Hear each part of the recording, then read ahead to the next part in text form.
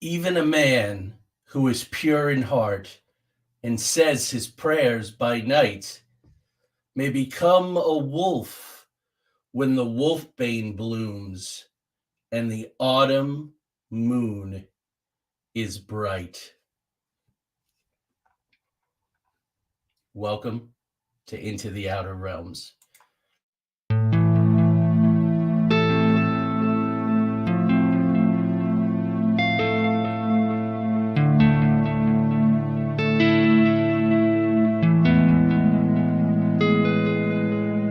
There exists a realm beyond our wildest dreams, a realm beyond reality that the gatekeepers and guardians have always told us consists of nothing but tricks of the eye, weather balloons, swamp gas, sand cranes, fairy tale myths of monsters, crackpot conspiracy theories, and desperate cries for attention. We know this realm exists, and it's just beyond the horizon. The preset path, the well-worn walkways where the cynics want us to stay. Instead, give this a listen. Put on your headphones, adjust your volume, close your eyes, and fasten your mental seatbelts because the twilight-tinged turnoff from reality's alluring highway is looming just ahead. We're about to leave the plane of the easily explained, couldn't possibly be's, and the no way I just saw what I saw's, for the spaces and places where everything is possible, and if you stay long enough, even probable. We're about to take a journey into the outer realms.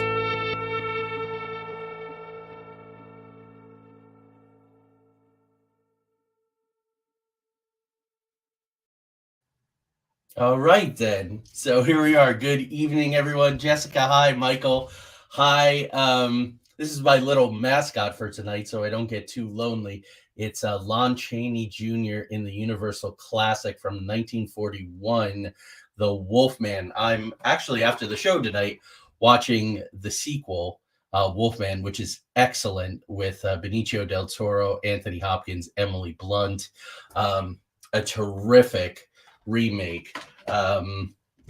Why? Because in 2 weeks, next week, we have Reverend Carter, which I'm so excited about, coming on the show again, second time, to talk about UFOs in the Bible, his book Alien Scriptures. That is going to be a phenomenal time. Definitely set aside 90 minutes for that one. But I'm going to come back the next week and I'm going to do the top 10 or 11. I always like to throw in a bonus.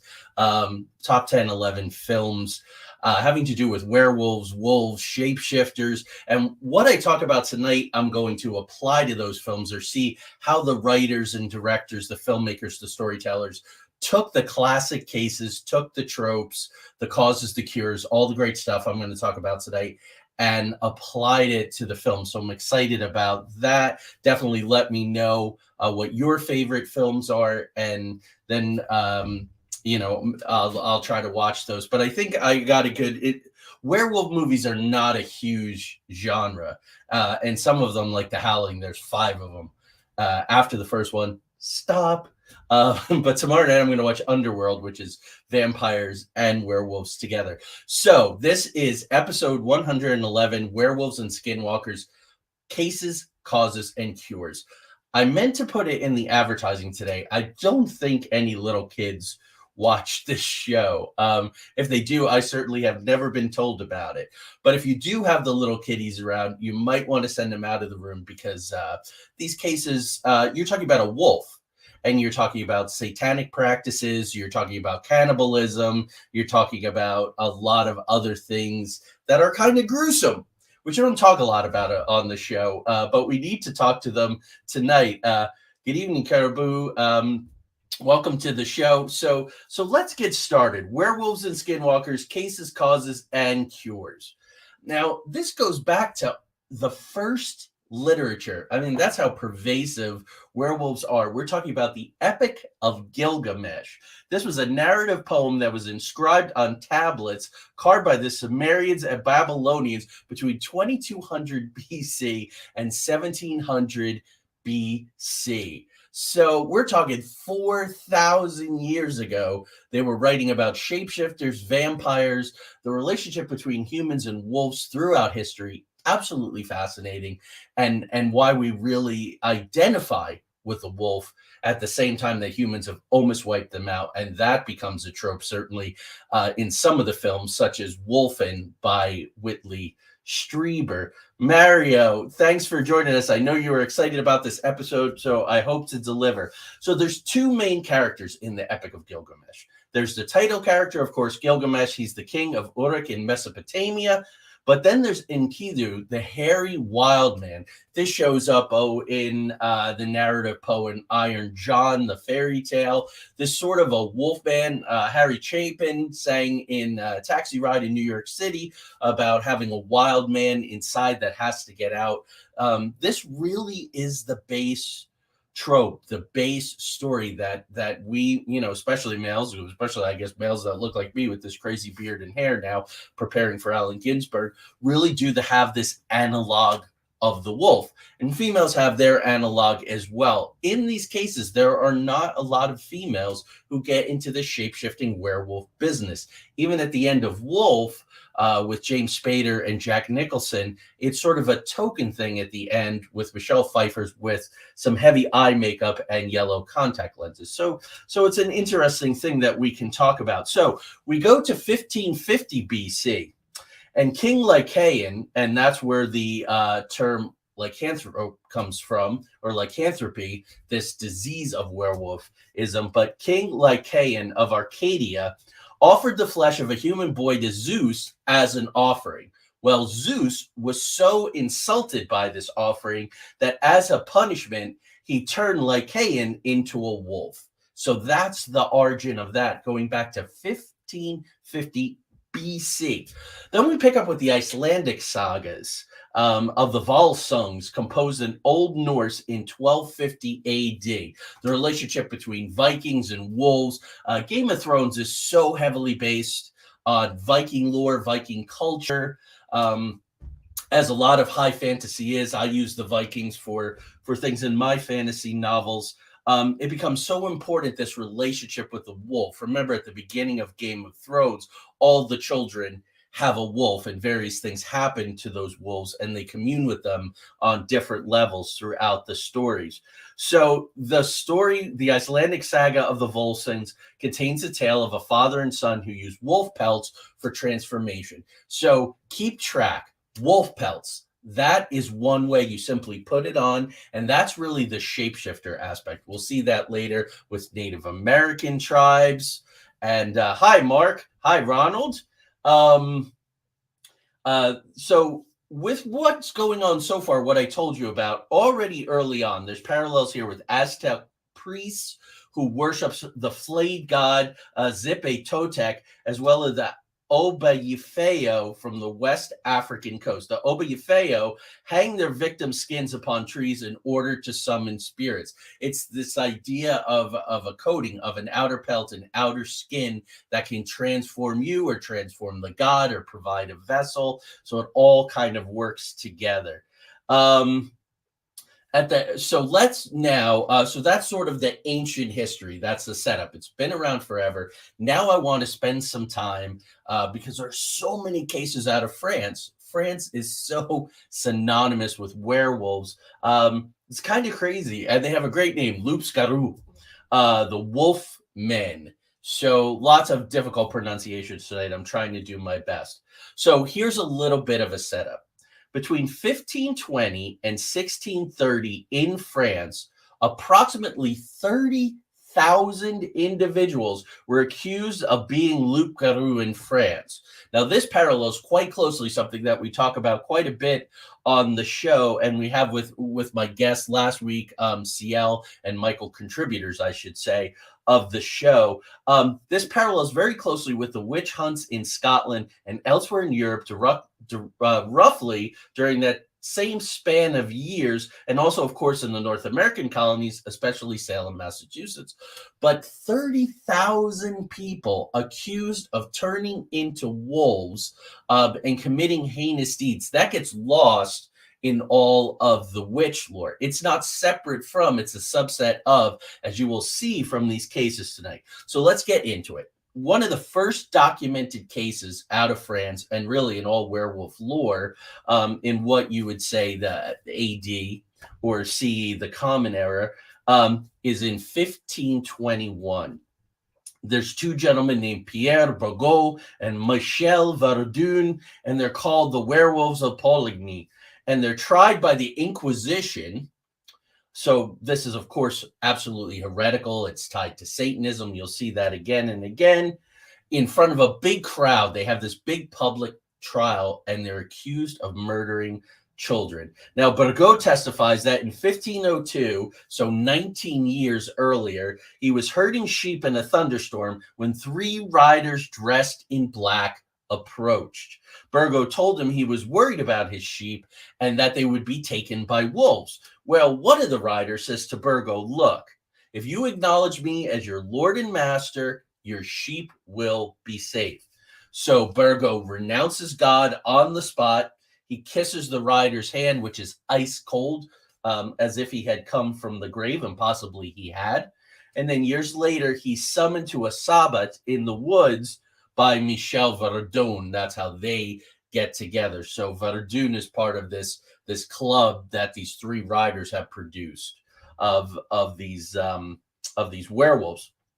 He tells Burgot to take off all his clothes because he's going to apply an anointment. So now we have the skins and we have an ointment. These are the 2 most prevalent ways. In more modern times, it's getting bitten by the wolf. That's the big thing in films, because think about it, it would be pretty boring if they were just putting on a wolf skin and transforming, or they were just slathering themselves with an unguent or ointment or a salve, depending on which case you're reading, different names, but basically an ointment. So he tells him, put on the ointment and that will transform you into a wolf. Now, Verdun demonstrates that he has the ability to shapeshift as well. And the 2 werewolves together wage a campaign of bloody violence against travelers, against agricultural workers. So, of course, they're picking off farms and local children. Now, sad to say, children and werewolves, there's a very, very close connection that you'll hear in these cases. Good evening, CL. Another one of our contributors. See, mention a contributor, and they appear. So their first victim is a boy of 7. They tear him to pieces. Then they eat a little girl. They leave everything except her arm. Burgot then, during the trial in front of the Inquisition, he confesses to tearing out a 9-year-old boy's throat with his teeth. Again, when you look at the films, that's the trope.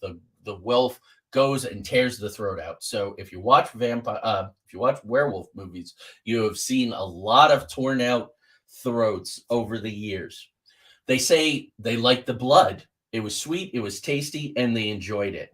They also confess to bestiality. Not only do they have intercourse with she-wolves, which they prefer over human women, but they also bed with a succubus. So now we have this big overlap, again, between the witches, between satanic worship, and through the werewolves.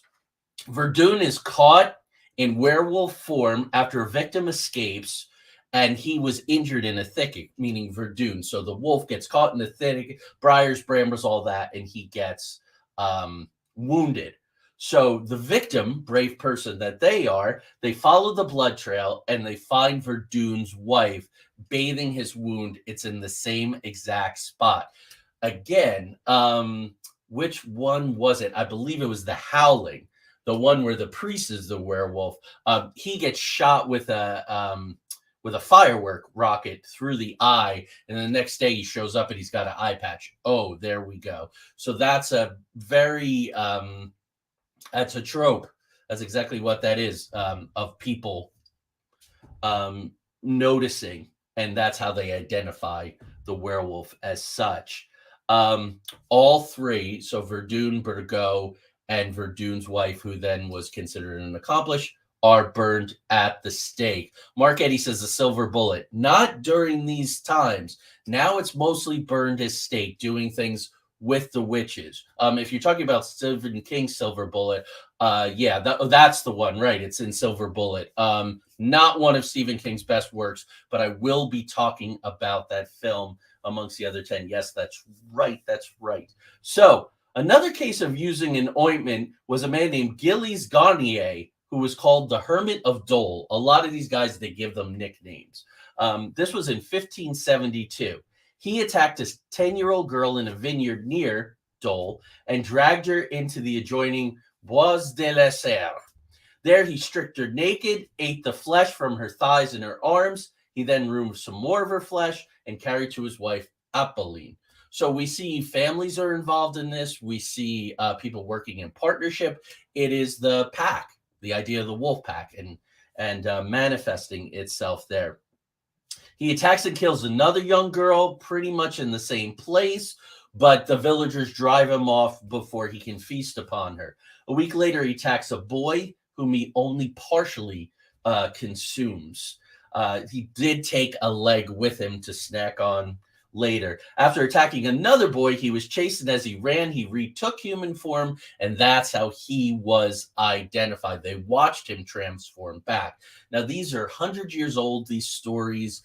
They are documented cases. Everything, from our UFO cases to our ghost and spirit cases, you can look at them cynically. You can look at them in a healthy, skeptical way. There are an awful lot of overlaps in these stories, and there's a lot of people who wind up dead, and the punishments for the werewolves are harsh. So unless you were suffering from a severe mental illness, this is not something that you would profess to do out of fun or as a joke or for popularity or anything like that. Again, it works the same way as UFO witnesses, as ghost and spirit witnesses. There's no financial reward. There's very little of that. There's very little of, oh my gosh, you're amazing and we want to turn you into a star. The non-believers still do outnumber the believers, and some of them can be very, very cruel. To get a confession, Garnier is tortured. Often these people, same as with witches, they were tortured in order to extract a confession. And we know the big debate for the United States and the Iraq and Afghanistan wars about if torture gives us good data, good confessions, or people will say anything when they're being tortured. So I like to take this look, or always take this from the past to where we still have it. So he again was burned alive at the stake, Garnier. So let's go to 1598. Jacques Roulet. Some wonderful names here. He takes a brother and a cousin. So again, keeping it in the family. They appear in a court in Touraine in Angers after they commit a series of murders purportedly in the guise of wolves. Several hunters testified that they saw these guys turn in and out of form. They found a pair of wolves feasting on the body of a teenage boy, and moments later, they found Roulet covered in blood, his clothing in tatters. So a correlation there between the wolves they saw and what Roulet looked like right after. Roulet, again under torture, revealed that they used a salve, an ointment, given to him by his parents. So again, in the family. Very, very interesting. He was originally sentenced to death, but Roulet instead winds up in an asylum for several years. Sometimes the courts are lenient. Sometimes they realize that there's severe mental illness going on here, and they move from that way. So why? Let's pause right here. We've had all of these cases with ointments, unguents, and salves. Why? Well, scientists believe that they might have contained belladonna or nightshade, which would affect the minds of those who thought that they were werewolves. So in a more native culture, putting on the wolf skin, or it could be a bear skin, whatever animal or beast is your totem that you identify with, and taking an hallucinogenic could just put you in the place where you truly believe it. If belief is strong enough, well, who knows what happens, right? That's a core element of this. So 1598, the Gandelon werewolves. A family, again, this is a whole family, the Gandelons. So in this case, it's not named after the place, but the family. A family who were accused and executed for being werewolves. A young girl and her brother are attacked by a wolf. So again, children. The girl died on the scene. Before he died, the brother claimed that the wolf had hands like a man covered with hair. And we see that oftentimes in the films. As a matter of fact, in the transformation, oftentimes the hands come out and we start to see the hair. That's something that special effects guys can do. Glue some hair, stop the camera, glue some more hair, have that do, and then play the film at normal speed. And then you could switch out prosthetic hands. So the nails come through the nails, the fingers elongate and sharpen. I'll talk about this a lot when I'm talking about the film. So I'm going to go pretty quickly now. CL checks in to say that these are also considered plants, herbs used by witches as a flying ointment. Yes, that's why I talked about the obafeo earlier in African culture. Those witches could fly when they hang those skins on the tree. So thank you. There you go. Another correlation. So the wolf had been maimed by the men who drove it off. This wolf that attacked, killed the sister and wounded the brother. Suspicion fell on a Peraneta Gandion, who exhibited a wound in exactly the same place as the wolf. So there's that trope again. Enter the witch hunters. So now we're really getting this overlap between the witches, the witch trials, Satanism, and all of this kind of thing. His name was Henri Bouget. He lived from 1550 to 1619. He was known as a notoriously merciless witch hunter. He may have been a pricker. He may have tortured them to extract confessions, to look for birthmarks that he then said was the mark of Satan. This was a bad guy, kind of like Matthew Hopkins, the witch finder general. So he gathers a mob and they execute Perrone on the spot. No, it's mob violence, it's vigilante violence. Again, in Stephen King's Silver Bullet, there's this question of that. Is it vigilante violence or do we go with the law? Do we go with order? Perrone's daughter Antoinette confesses to witchcraft. Her mother's dead and she confesses. Not so her brother Pierre or her son George. Bouget testifies that he sees them while they're being detained, walking around on all fours, howling and covered in scratches. Now, please keep in mind that being a witch hunter paid pretty darn well. You were paid by the witch, you had expenses, all of that kind of thing. A bounty hunter, think about that. So did it serve Bouget's purpose to keep the rumors going, to keep people scared, to make these cases? Yeah, and we need to keep that in mind because this family is getting killed. Bouget, again, he questions them while they're behaving in this agitated way. And under those circumstances, they confess to witchcraft. Were they starved? Were they beaten? Were they tortured? They were sensory deprived in these cells, perhaps hallucinating, acting out, giving them what they wanted just to maybe get some peace. The entire family were burned at the stake. According to the playwright Voltaire, Bouget boasted of having tried and executed 600 werewolves just on his own. But think about the numbers, 30,000 that I shared with you. That's a fairly small percentage that he undertook himself. So let's talk about Jean Grener. Now, Jean Grener, this is in spring of 1603 in the St. Severus district of Gascony in southwest France. And little boys and little girls are disappearing left and right. A baby is taken from its cradle while its mother is in another room, snatched from the cradle. This recalls some of the old witch cases, the ideas of changelings, of the fae, switching out babies for other babies. In this case, the baby is just taken in a flash. Mom goes in another room, comes back, baby is gone. A 13-year-old girl tells the local magistrate that a wolf under a full moon attacked her. This is the first time I've talked about a full moon tonight. Again, another trope that will really come into play when we talk about causes. Another girl was watching cattle when a gigantic wolf attacked her, and that was in broad daylight. I'll talk about it when we talk about the films.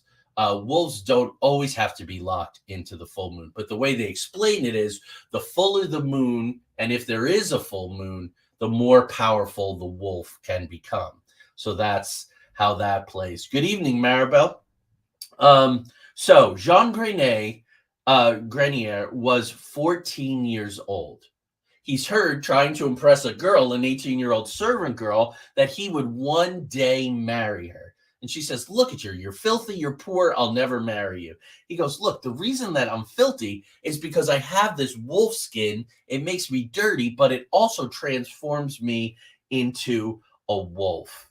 He said he was one of 9 werewolves in a pack that hunted 3 times a week. The number 3 comes up in these cases actually quite often. He said that young children were his favorite because of their tender flesh.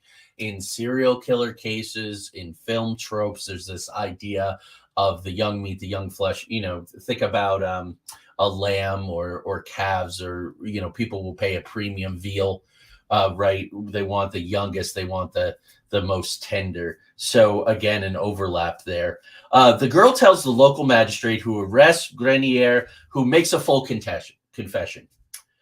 He says this, that he ran away from his abusive father and he made a living cow herding and begging. Another boy had taken him to see someone called the Lord of the Forest, make of that what you will, who gave Grener an ice cold kiss and marked his thigh. So again, we have this ice cold entity, this evil, dark entity making deals, marking people up. He then gives Jean an ointment and a wolf skin. So he gives them both.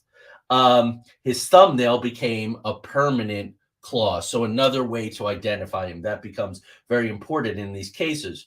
His very first victim, he says, is a 3-year-old girl whom he ate. Then he confesses to several more murders, and he goes, like a serial killer who's craving the spotlight, he goes into deep detail, descriptions of places, how he killed them, what people will find, and where.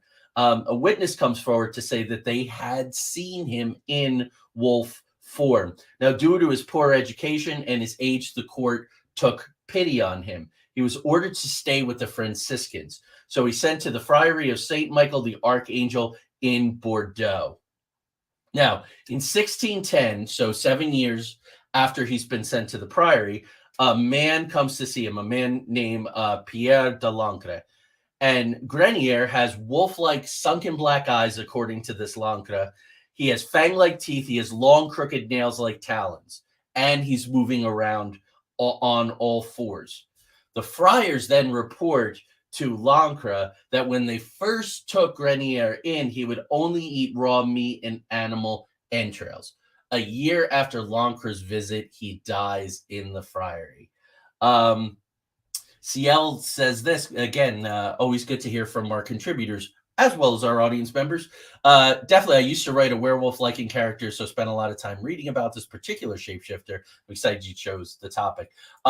This is a good time for me to say that there is a shapeshifter in the Native American lore in my new book, Sherlock Holmes and the Mystery of M, which is why I did so much of this research and then just spent the last week doing a whole bunch more.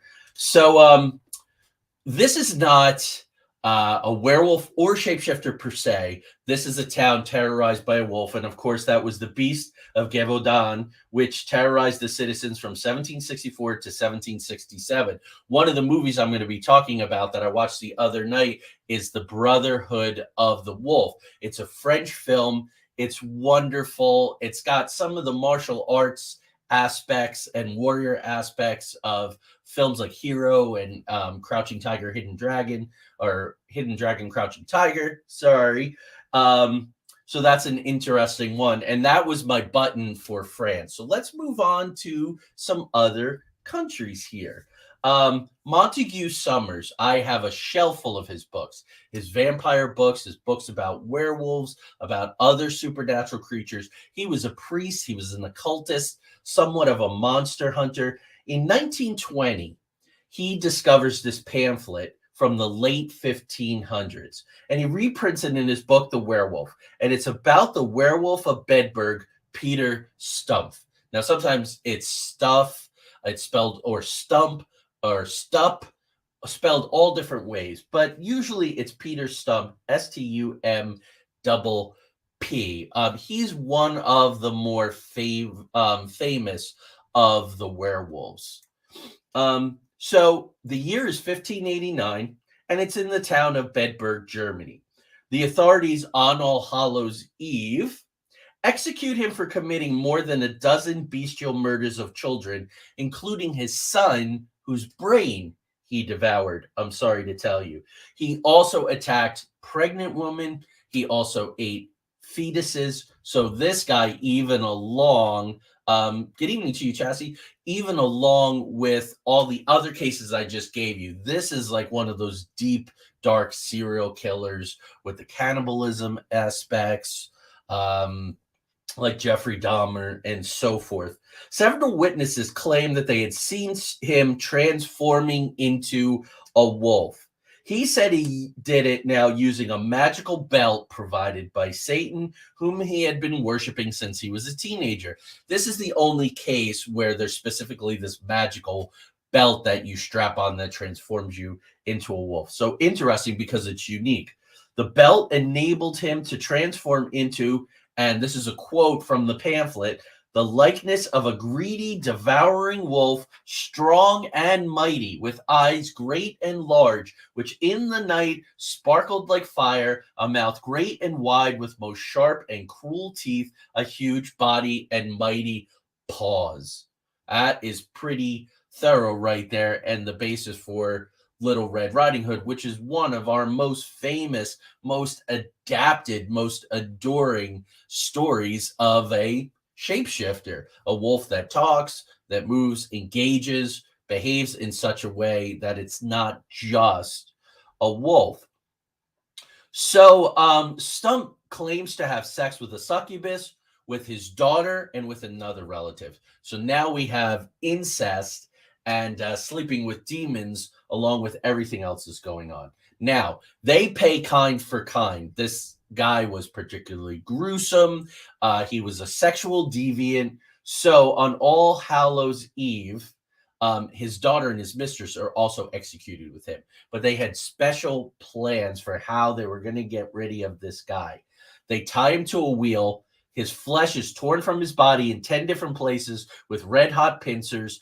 And then they go to work on his arms and his legs. His limbs are then all broken with the blunt side of an axe head, and then he is beheaded, and his remains are burned on a pyre, very similar to witches, very similar with what you would do with vampires to make sure that they don't come back. His daughter and his mistress were flayed and then strangled, and then all three of them were burned together. Now, as a particularly harsh warning, and I was just working on my pirate books, they would put a pirate in a gibbet in sort of a roundish cage, or they would tie them to a pylon at the low tide and let the crabs feast on them, or hang them from the bridge into town or in the entrance of the harbor or at the docks as a warning. That's what they did with Stump. They erected a pole with the torture wheel and the figure of a wolf on it, and at the very top, they placed Stump's severed head. If you made it through that one without leaving, and I actually watched the audience numbers go up during that one, that's about the most gruesome one that we have. Let's move on to Hans the Werewolf. He was active in Estonia until his execution in 1651. He was 18 years old. A lot of them very young teenagers, with something going on with hormones or something like that was causing them to behave in this way, in a very wolf-like way, right? That aggressive wolf, the movie Wolf with Jack Nicholson and James Spader, is very metaphorical for the longest time about male aggression in the workplace. Nicholson gets screwed over by Spader for his job. Spader's sleeping with his wife. And there's all kinds of feisty sex going on and attempted rape when they start to transform more and more into the wolves. So that is definitely there. CL does say, yeah, that puberty would trigger it. And, when we think about poltergeist, noisy ghosts, and all kinds of other things, puberty is a very turbulent time and can cause some of these things. Anyway, he's 18. Estonia and the Baltic were hunting grounds for witch finders. So again, enter the witch finders because of the prevalence of paganism and folk magic, which the authorities term satanic witchcraft. So there you go. There were very many executions in this area. The peasants also believed deeply in werewolves. Hans made his confession without having to be tortured. He just fessed to it. He admitted that he had been a werewolf for 2 years. Now, he claimed, here's the first case now, where we hear 1651, where we hear about a bite transforming.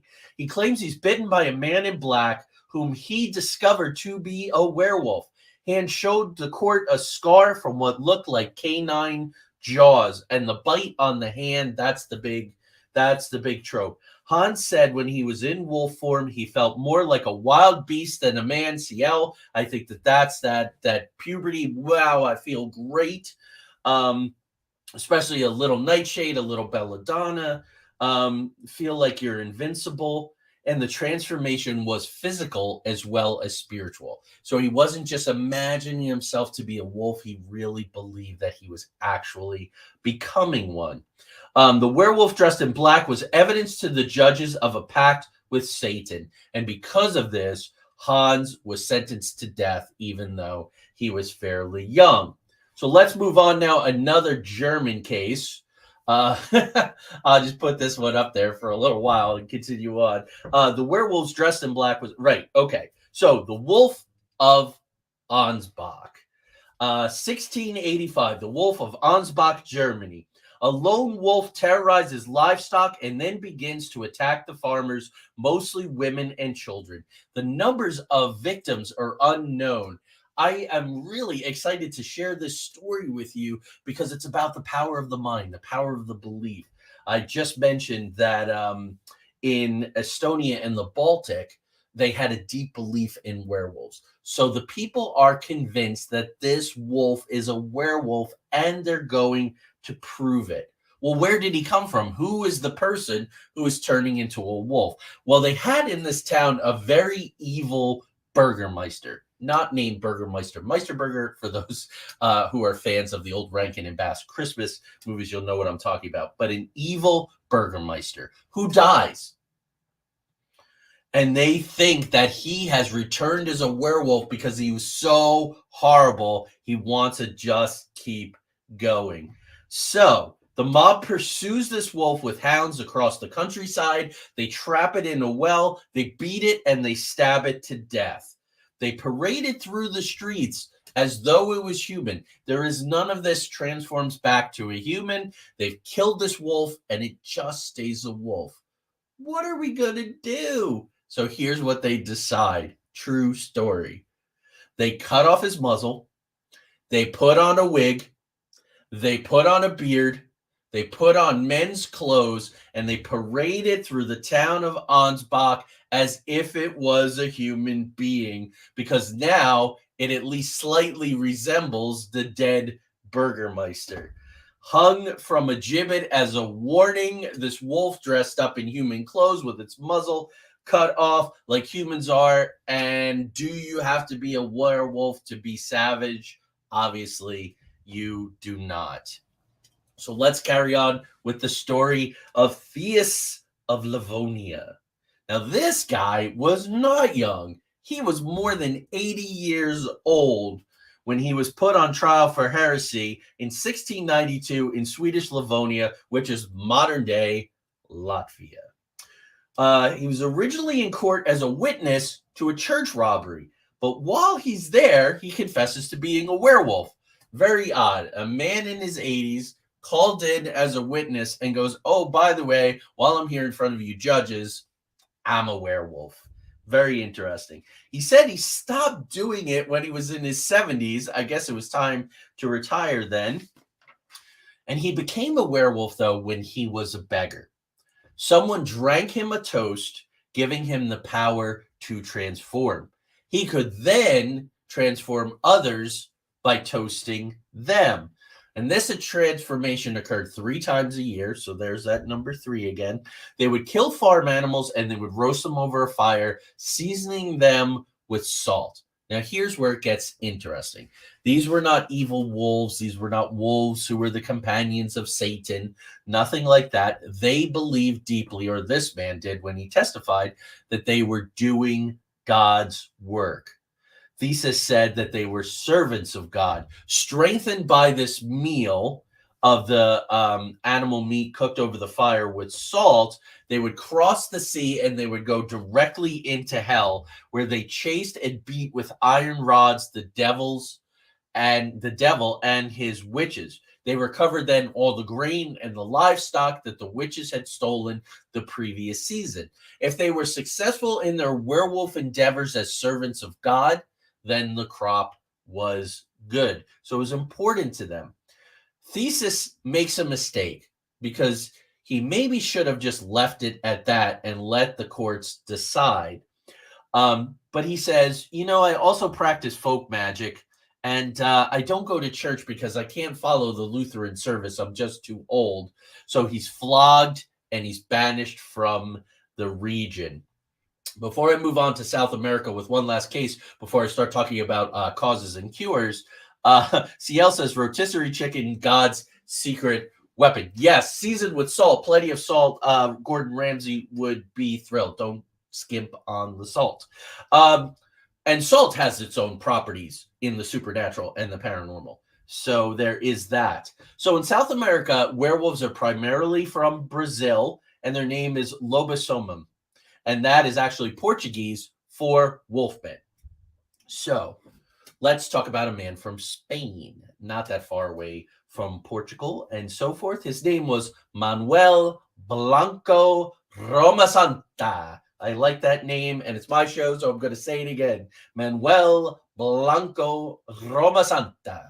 He was born in 1809, and he died in 1863. Now, he is Spain's first documented serial killer. You can tell from these cases that I told you in the past, they're all serial killers. They killed a whole bunch of people in different places using about the same pattern, the same means. They were serial killers. But this is Spain's first official serial killer, and he's known as the Werewolf of Alaris. Love these words. So Romasanta was a tailor, and he was rumored to be less than 5 feet in height. Tiny little dude. When his wife died in 1833, he became a traveling salesman, passing through Galicia and through Portugal, selling his wares. Now, in 1844, he murders a constable attempting to collect a debt that Romasanta owned. So desperate times, desperate measures, never been a killer before. This guy wants money. Romasanta doesn't have it, so he kills him. That could spark the psychosis. He fled. He's convicted in absentia, and he's sentenced to 10 years. So he can't go back there because he's got this sentence hanging over his head. So he obtains a fake passport, and he lives in a village in Galicia. He works as a cook and a weaver. He stays stationary now, no longer traveling. And he becomes very friendly with the women. And the men all kind of say, oh, well, this Manuel, he is a little effeminate. We better keep an eye on him.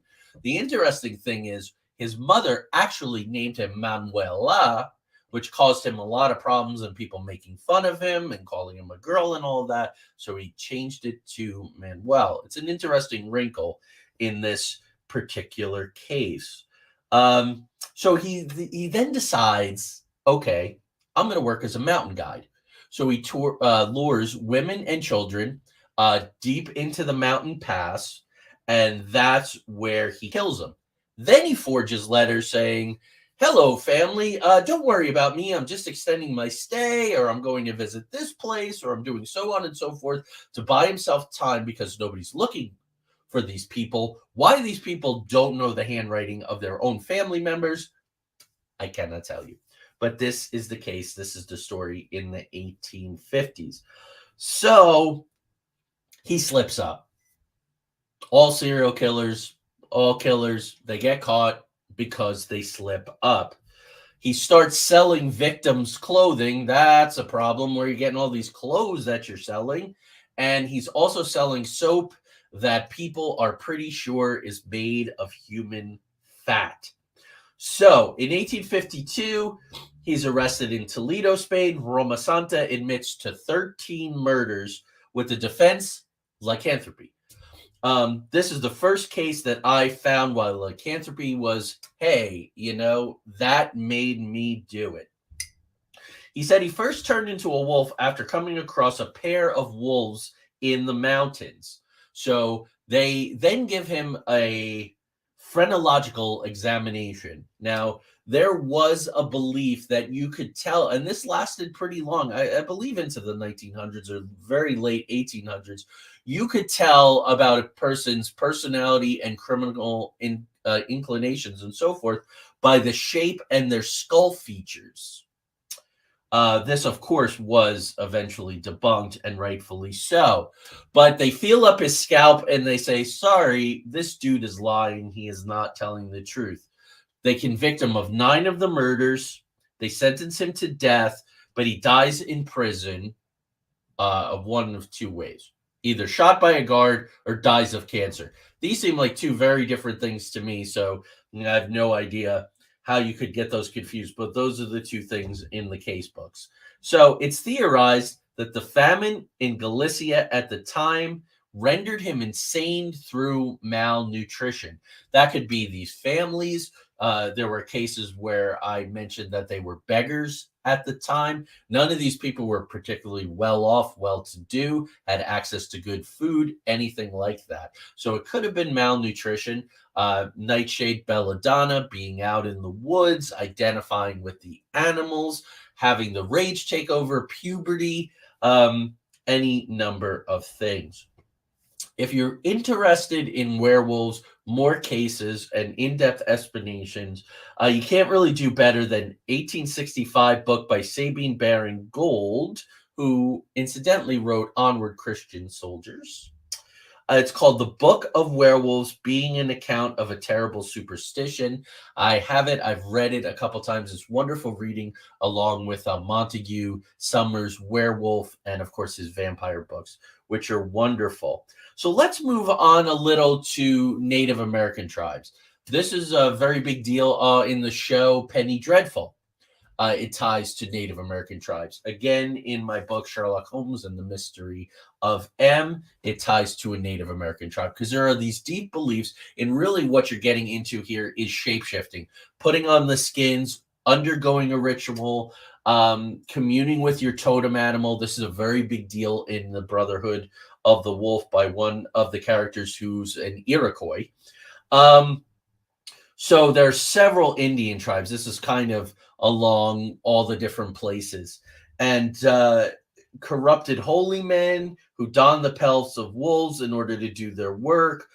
This is very prevalent in the Navajo. If you're familiar at all with Skinwalker Ranch, which is a paranormal epicenter in this country, used to be owned by Bigelow.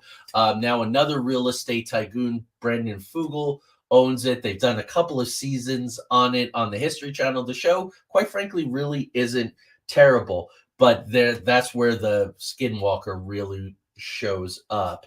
Mako is Navajo for werewolf, and this is really where I took my lore for the Sherlock Holmes book. The Navajo and the Utes around the Skinwalker Ranch were enemies. The Navajo would sell the Utes as slaves. They broke deals. They betrayed each other. And so the shape-shifting holy men became part of the story.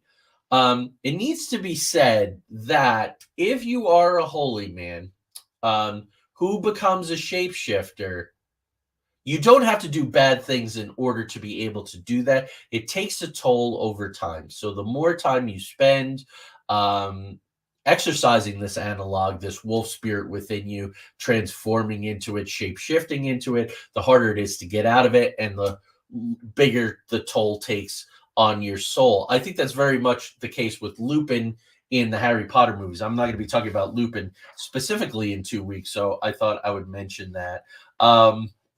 The aggressive traits of the wolf begins to stay with the shapeshifters when they're human. So you take something back with you. And in a lot of transformation horror movies, that is the case.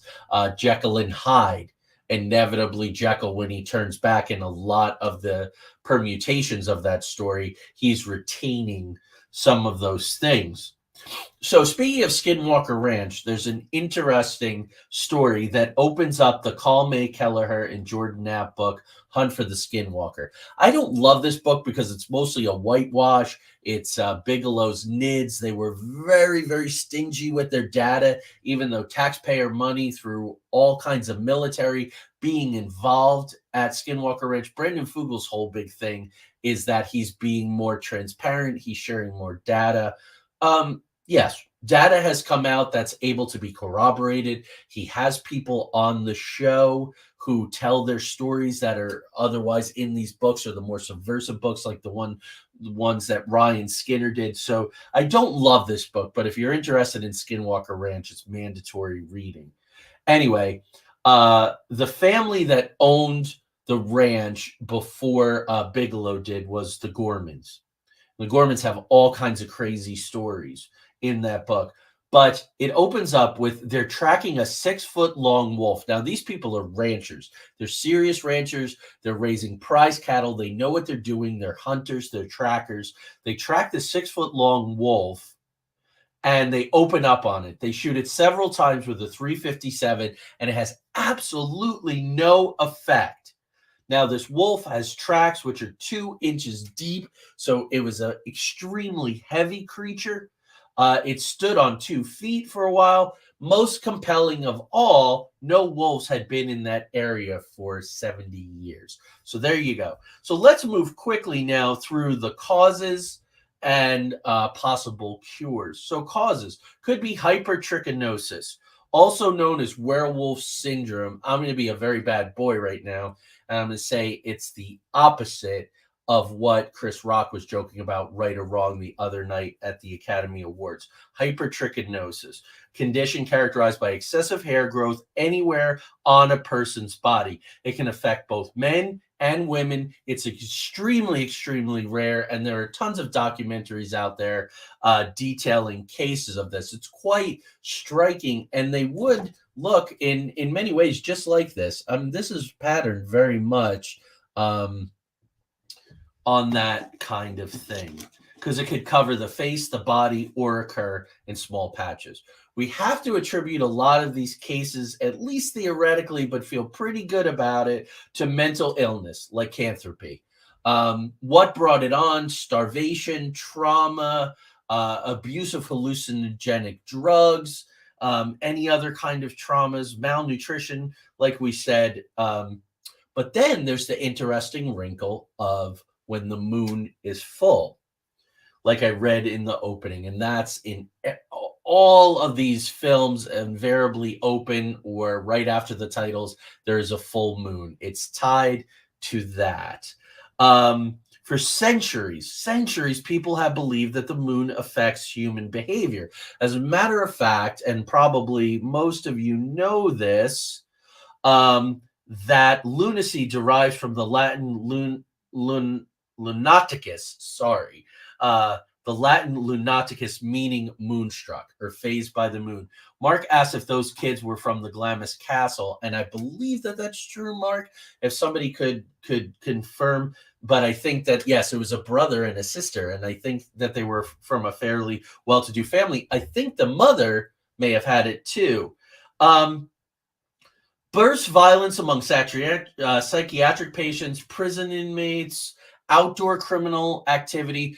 For every 2, let's say, case studies that say all of these things increase when the moon is full, and knowing a lot of doctors, nurses, EMTs, they will tell you, or they have told me, that this is indeed the case. There are studies that come out and say, no, there is no correlation. So what I'm going to do is I'm going to tell you a very quick story. It's a firsthand account. As you know, our theater company was the house theater company for the Trans-Allegheny Lunatic Asylum, the Weston State Hospital. You've probably seen it on TV. Second largest hand-cut stone building in the world after the Kremlin. And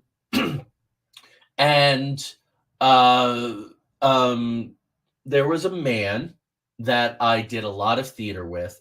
And when he was a boy, his father was on the custodial staff at Tala. And when he got off of school, he would walk over to the asylum after stopping at the store to buy the latest comics that were out that week. And he would sit in his dad's car and he would read the comments while his dad was finishing up his last hour and a half of work.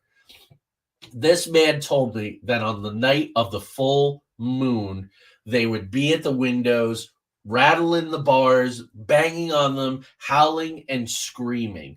So that is one account that comes firsthand of one person's experience of what happened there. Another way that could be a cause, and again, you could use the ointment, you could use the belt, you should use the skins according to the lore, or being bitten, of course, by a wolf. Another way is to conjure or summon a wolf. So Dion Fortune, you may know that name, was a 26-year-old psychotherapist in the early 1900s. And Dion Fortune was exploring the esoteric and the occult quite deeply. Tulpas was part of this work. Finding herself angry at someone who had betrayed her, and I think it had to do with stealing a manuscript that then they were getting published and her name wasn't on it. She wanted to get back at them. And that's what she's thinking about while she's in the liminal state between sleep and wake, a very powerful time to conjure. Your consciousness is going away. Your inner powers, your spirit, your soul is really at a very powerful place. And she imagines in her mind, and we've all had revenge fantasies, hers is that the terrible werewolf of Norse mythology, so we're moving back now to those Nordic tales, Fenrir, the son of the god Loki and a giantess called Angerboda, would destroy this person. Well, she looks over from the side of the bed, and Fenrir is sitting there staring at her, growling. So she focuses again to make it disappear, and thankfully it does. So an example of a tulpa, but also summoning the wolf spirit. So if you could summon an exterior with enough ritual, with enough belief, with enough magical items, you might be able to conjure it in the interior. Now, the conjuring of protective wolves is not limited to just this one case. There's the self-styled cosmic witch, Susan Demeter. CL, are you familiar with Susan Demeter? She experienced little lamb-like men when she was a child. They would come and visit her. And in the lore, and also psychic mediums, psychics in general, they've talked about visitations from these lamb-like creatures. Lamb coming from what Aleister Crowley conjured, which looks an awful lot like a gray. Anyway, she would conjure a wolf in order to protect her from these little men. And she believed that she created it. So what is this really at the heart of it all as we're winding down here? It's really the analog of the wolf. That becomes very prevalent in all of the films that I'm going to talk about in 2 weeks. Going back to Anglo-Saxon law, outlaws were known as the wolf hefod, the wolf head. And it was a reference to the fact that anybody who was sentenced to death would have a wolf's head tied around him. So this correlation between if you're evil, you've become a wolf. Now, on this show in the past year and a half, I've talked about my family from Sicily and 3 of my 4 great-grandmothers who all exhibited powers attributable to witches and witchcraft and tied to stregheria, which I talked about several times in the past month or so, in 14th century Italy. Now, in the mythos of stregheria, the yearly rituals and all, there is the wolf god Lupercus. And there's a big festival to Lupercus that's in February. And this is a golden wolf that chases away the dark, hungry wolves. Think about it. That is our big trope of the hungry wolves at the door. We fall behind in our bills. Bad things are happening. The wolves are at the door. The wolves are at the door. So this golden wolf is summoned and worshipped and prayed to keep away the dark, hungry wolves. I love that distinction. It also ties back to the man who said that they were servants of God and doing God's work in the guise of a wolf. In 1917, this could get very, very extreme. And there was another serial killer, and his name was Hamilton Howard Albert Fish. I write about him in detail in Three Gothic Doctors and Their Sons, a book that's a companion to my Sherlock Holmes book. This guy was up to some very, very nasty, cannibalistic, torturous, sexual, deviant stuff that I won't go into. But one of his nicknames was the Werewolf of Wisteria. There was no evidence that he ever turned into a werewolf. I'm simply talking about when you get bad enough, when you get dark enough, when you get evil enough, the appendage of werewolf inevitably comes in. This was taken to extremes when wolves are now creatures that are taken by the military and adopt them. So in late summer, early autumn 1944, Heinrich Himmler, arguably one of the most evil men from World War II, initiated something, the Unterhemmen Werewolf Operation Werewolf. And he ordered his SS head, Prutzmann, a very evil person, to begin organizing an elite troop of volunteer forces to operate secretly behind enemy lines. These were the worst of the worst, bloodthirsty, and they became the Werewolf Brigades or werewolf units. They were intended to be legitimate uniformed military or paranormal or paramilitary formations trained to engage in clandestine operations. They got very dark. They went rogue, like in any war, the U.S. Civil War. There were cavalry detachments who went rogue, did terrible things. Talk about them in Sherlock Holmes and the Mystery of M. They were supposed to be a unit sort of like the Commandos, say, or the Green Berets, but they definitely went rogue. This thing was extended out towards the end of the Nazi Reich, the end of the Third Reich, on 23rd March 1945, so about a month before Hitler did or did not commit suicide on Walpurgis Night. Goebbels, another evil dude, gave a speech known as the Werewolf Speech, in which he urged every German to fight to the death, to take on that analog of the wolf, as you were. Now, there's a very big controversy happening now. As many of you know, I did a special on Three Beards podcast where we talked about Ukraine, probably about a week before the invasion, and we got a lot of things right. I have seen a lot of compelling evidence, although the mass media is totally saying it's all bunk and it's junk because Putin said we must get the Nazis. I don't think that that's a reason why he's there. He's probably using it as an excuse, but don't throw the baby out with the bathwater. If you look at the symbol of Operation Werewolf and those werewolf units, and you look at the symbols of some of these brigades in Ukraine, you are going to see the same symbol or just slightly modified. Also, too, in 2016, Wolf Brigade 44 was a neo-Nazi organization in Germany, and it was banned in December of 2020. Cures, just briefly, and then I'm going to release you for the evening into the wild. See what I did there. Is death, burning, a silver bullet, beheading, all those kinds of things. You can wear an amulet or a charm that's used in wolf. It's used in the wolf man. Or killing the progenitor of the line, finding the head werewolf and killing them so everyone else turns back and is cured. Again, that's a big similarity to vampires. A compelling one, and it comes up in a lot of the films, is that love will save you. True love will save you, but it doesn't. In the Hammer films, Curse of the Werewolf with Oliver Reed, love does not save him. His father winds up killing him. In The Wolfman with my friend here, his father winds up killing him. It's an act of love, but the werewolf falling in love with a woman, they do in both cases, or the men, Lawrence Talbot and Oliver Reed's character, is not enough to save them. But it's there. It doesn't save Jack Nicholson in Wolf, but Michelle Pfeiffer happens to turn into a wolf, and we assume that they're going to get together and be wolfy and have wolfy babies and all of that kind of thing. Speaking of which, I am going to talk about that movie, but how does she become a werewolf? There's a theory about that I'll share with you. So thank you, as always, for spending time with me.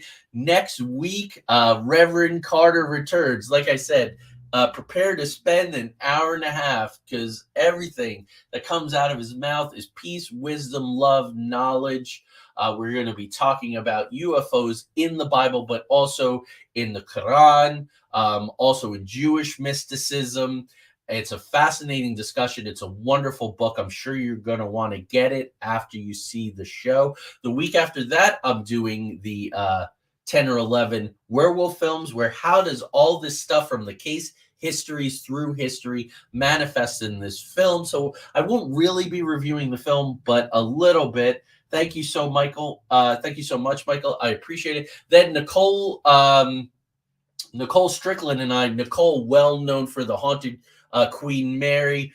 We have been on each other's shows before. We've been on Manson Mitchell together. Nicole is absolutely awesome. We're doing Switch the Mic night, where she'll be on my show at 7, and then I'll be on her show, which is on the West Coast, at 9 o'clock that night. Got so much good stuff coming up for you. So please join us next week. Join me next week, and our contributors, our panels. Craig Ansel is coming back with our special guest, Devil's Advocate, and we're going to be doing another Angels and Demons. I got Jack the Ripper coming up. I got a bunch of other stuff coming up for you as well. And then I'm taking a hiatus in June to go be Allen Ginsberg. When I come back in July and August, I have some really great guests who are experiencers, UFO contactee, abductee experiencers, and I'm going to talk to them about their experience. Another man who applies Albert Einstein's unified field theory to the paranormal. It's going to be outstanding stuff. Thank you all so much. Going to just put your comments up here. So please join me in the outer realms, where the paranormal and supernatural just become the normal and the natural. And I'm going to ask you all to keep really good thought. I had a career making day today, and I will know Monday what's the extent of what's going to come of it, but it could be really, really big. So please, into the outer realmers, keep good thought for Joey if you would, and I will see you all next week. Peace